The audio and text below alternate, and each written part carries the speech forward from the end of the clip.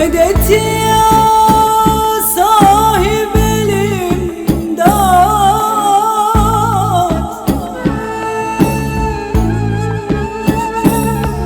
İsmi Sübhan verdin mi var bahçelerde,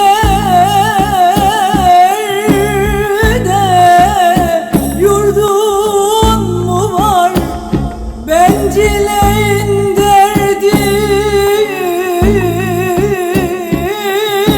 mi var, garip garip ötme bülbül.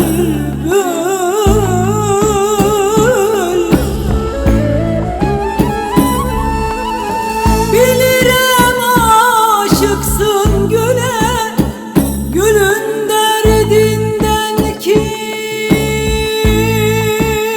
bile, bahçedeki gonca güle dolaşıp söz atma bülbül.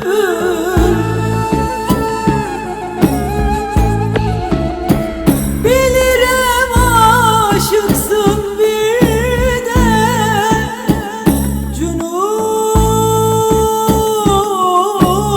cünunun var gayet serde,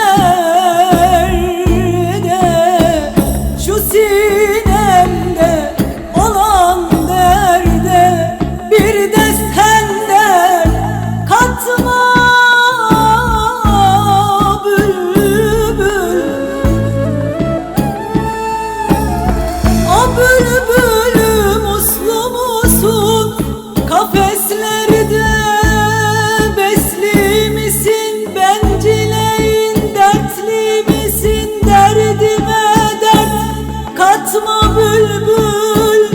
Pervaz vurup uçar mısın, deniz derya geçer misin, bencileyin açar mısın, halimlik ketmetme bülbül. Yunus vücudun hak derken, cihanda mislin yok derken, seher vakti hak hak